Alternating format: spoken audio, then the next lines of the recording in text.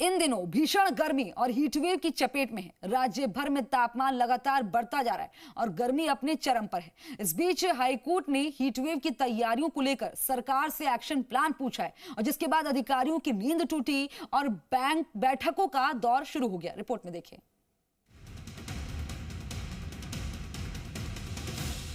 प्रदेश में लू का कहर, तप रही है मरुधरा की धरती। प्रचंड गर्मी से हाल बेहाल, कई जिलों में तापमान 45 के पार। हाईकोर्ट ने सरकार को लगाई फटकार।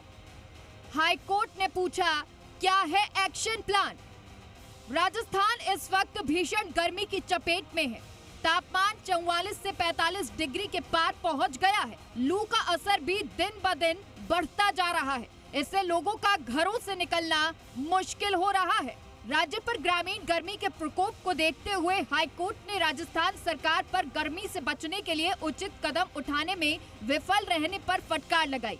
कोर्ट ने इस मामले में स्वतः ही संज्ञान लेते हुए कहा कि इस साल गर्मी का मौसम लोगों के स्वास्थ्य के लिए बड़ी चुनौती होने वाला है, लेकिन राज्य की सरकार ने इस गर्मी से निपटने के लिए कोई एक्शन प्लान तैयार नहीं किया है।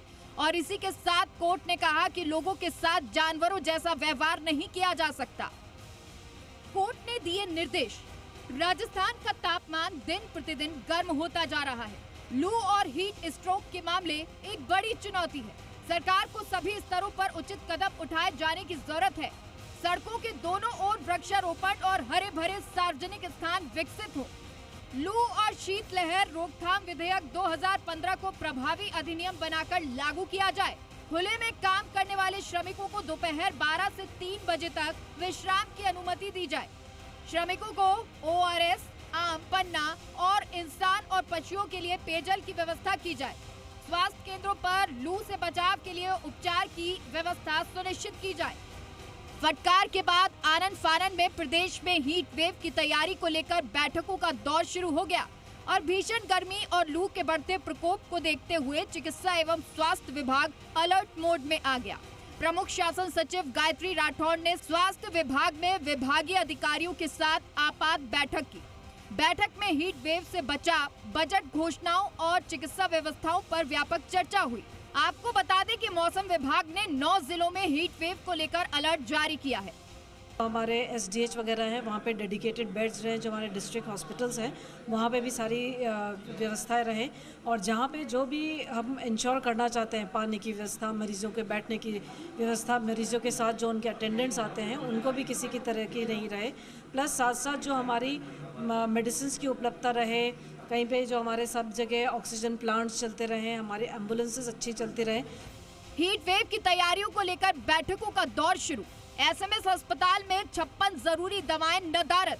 दवाओं को जल्द मंगवाने के निर्देश। चिकित्सा संस्थानों को रोजाना रिपोर्टिंग के आदेश। पंखे, कूलर, AC की कमी पर संस्थान प्रभारी होंगे जिम्मेदार। लापरवाही बरतने पर होगा एक्शन।